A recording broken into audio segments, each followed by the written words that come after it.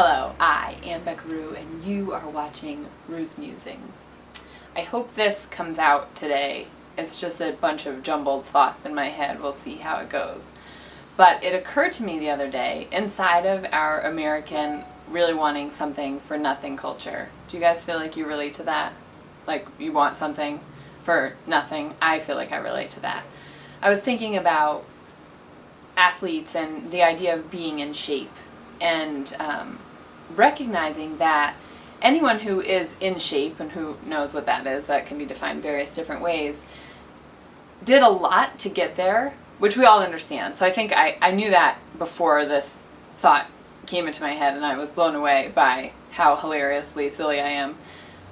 They've done a lot to get into shape, but then they continue to do a lot to stay in shape. I feel like I didn't really realize that inside of our heads there's this goal to get in shape. And whatever your in shape is, right? Maybe it's lose weight, maybe it's a yoga pose, maybe it's a career goal. There's this goal to achieve something. And in my head it always was like, once you get that, it's done. The work is done. That's not the case. I'm totally stunned by this. So we've been doing 10 minutes of abs in my 2-hour yoga class. So regularly I've been doing 10 minutes of abs. And this is how it was highlighted for me. Maybe I should be embarrassed. It's really hard to embarrass me. But maybe I should be embarrassed. I'm not. But realizing that we pretend like we don't know how to get our abdominals stronger. Well, I don't know how to do this. How would I possibly get our abdominals stronger? To the point where we watch a video, like another video of an ab video. Maybe my abs will get stronger if I watch this video. And then I'll watch 30 minutes of abdominal videos without doing any abdominal work. Do you relate to this? I've done that before.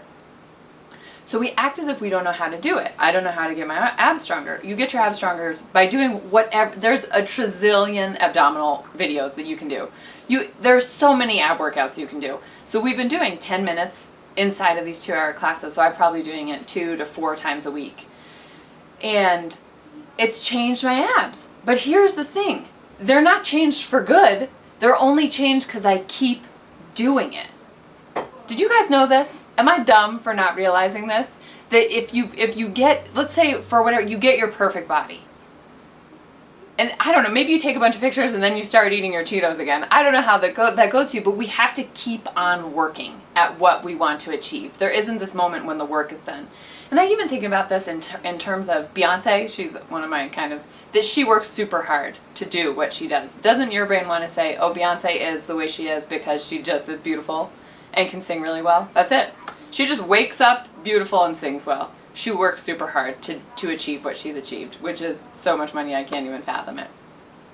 So that's the first part of this musing today, that when you're in your kind of pity party, wallowing in yourself and thinking like, oh, this other person, this runner just has it easy. That runner runs every day. They run every day. They run every other day. They stay with it. And this is a huge nugget of truth for all of us, I think. If there's something in your life that you wish to cultivate, be it be in shape, running, yoga, finances, we have to pursue it regularly, sincerely regularly. We show up, and that's what yoga says, show up every day over a long period of time. I've said that before. And I'm shocked. I miss days, right? You just miss days. Oh, I mean to be writing every day. And then 4 days have gone by. And how did 4 days go by? 4 days go by. I don't know how they do it, but they go by and you're like, oh, shiza, I need to get back on my writing path, or whatever it is that, I think shiza is not a swear word because it's not an English swear word, but I understand that it is, so I apologize for that, swearing in the video. The other part of this musing that I want to share with us as far as cultivating what we want in our lives is, I know we've heard this before, to identify a small part. If your goal is to open a business and you don't know how to do that, figure out every question you have. So there's a lot of writing that we can do. Every question you possibly wonder about your business. And then pick one and find a way to answer it. So one of my go-tos is to find a person. I'm a person. I deal well with people. Maybe you can go online and look stuff up. That's awesome for you. I don't really accomplish anything when I do that. I need to find a person.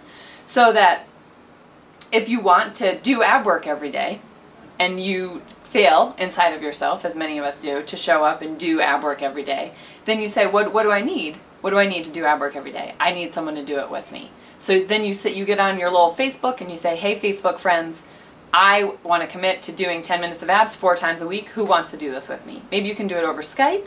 Or for me, I was like, I want to do 2 hours of yoga 4 times a week. I have a really hard time doing that inside myself. What do I need to do it? I need to teach a class.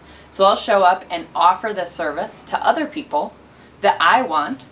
I'll get paid to do it. They get to do it. And I do it. Everybody wins. And it happens because I have people expecting me, there's a schedule that says I will show up at 3 o'clock today and I will do this practice. So I do, and it gets done.